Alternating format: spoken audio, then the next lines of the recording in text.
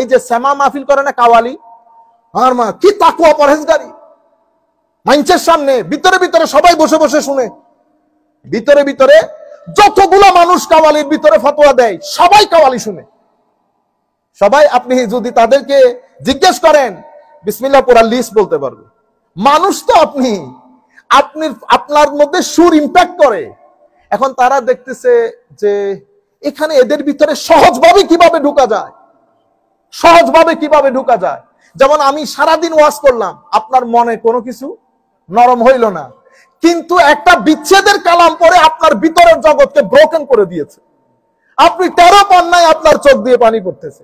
আমি বেচারা 4 ঘন্টা ওয়াজ করছি, নিজেরও নাই চোখের পানি, মানুষেরও নাই চোখের পানি। আরেকজন কিছু করে নাই, আরেকজন কিছু করে নাই, কি একটা বলছে সেও কান্দে, মানুষও কান্দে। কি রে, আপনারা বুঝতে পারতেছেন? সেই কারণে হযরতে দাউদ আলাইহিস সালামকে আল্লাহ মুজিজাই দান করেছেন সুর। মুজিজা কি? সুর। কেন? সুর ইম্প্যাক্ট করে অনেক বেশি। এই কারণে আমার আল্লাহ মানুষের ভিতরে, আপনারা দেখেন আমরা যখন আমাদের কামরানো যখন কেরাত করতেছে, ভিতরে লাগে না ভালো? ওই জায়গার মধ্যে যদি একজনে আমার মতো করে এই ড্রাই আকারে পড়ে ফেলতো, ভালো লাগতো? ভালো লাগতো না। আপনারা যখন মদিনা শরীফের মধ্যে, মক্কা শরীফের মধ্যে নামাজ পড়েন, শেখ সুদাইস যখন নামাজ পড়ে, আপনি কি আয়াতগুলা বুঝতে পারতেছেন? পারতেছেন না তো, কিন্তু অজর দ্বারায় পানি পড়তেছে। তাইলে আপনি আমাকে বলেন তো পানিটা কেন পড়তেছে? আপনি বলবেন হুজুর কোরআনের আয়াতের কারণে না। আয়াতের একটা ইম্প্যাক্ট আল্লাহর কালামের আছে, ঘায়েল করে ফেলেছে আপনাকে কিসে?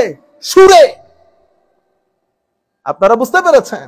সেই কারণে একটা তো জাগার তাসির থাকে, হেরেমের তাসির আর এখানকার তাসির কখনো এক হবে না। কোরআনের তাসির আছে, কিন্তু সুর যদি না হইতো আপনি ওই জিনিসটা নিতে পারতেন না।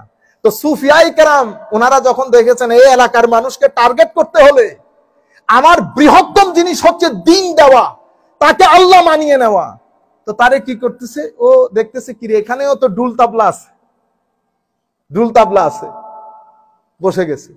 তো সে এতক্ষণ বাসাই করছে গান, এখানে তারে লা ইলাহা ইল্লাল্লাহ, সে বুঝতেও পারে নাই লা ইলাহা ইল্লাল্লাহ সুরে যে সে ডান্সিং করা শুরু করছে, রক্স তৈরি হয়েছে। আপনারা বুঝতে পেরেছেন? এবং ইথিওপিয়ান সাহাবায়ে কেরাম এসে আমার নবী যেই তারিখে রবিউল আউয়ালের 12 তারিখ হিজরত করেছেন, হিজরত তারিখে এসে মসজিদে নববীর দরজার মধ্যে সাহাবায়ে কেরাম রক্স করতেন। রক্স মানে ইংরেজির রক্স, এটা হাদিসে পাকের শব্দ কি? ওয়াহুম ইয়ারকুসুন, মুসনাদ আহমদ, ইমাম আহমদ ইবনে হাম্বলের হাদিস। তারা রক্স করত। এখন বললে আপনারা নিতে পারতেছেন? শিরকের ফতোয়া, বেদাতের ফতোয়া পাগল করে রেখে দিয়েছে উম্মতে মুহাম্মদী সাল্লাল্লাহু আলাইহি ওয়াসাল্লাম। এখন বললে এই যে এগুলা এমনিতে আসছে, এগুলা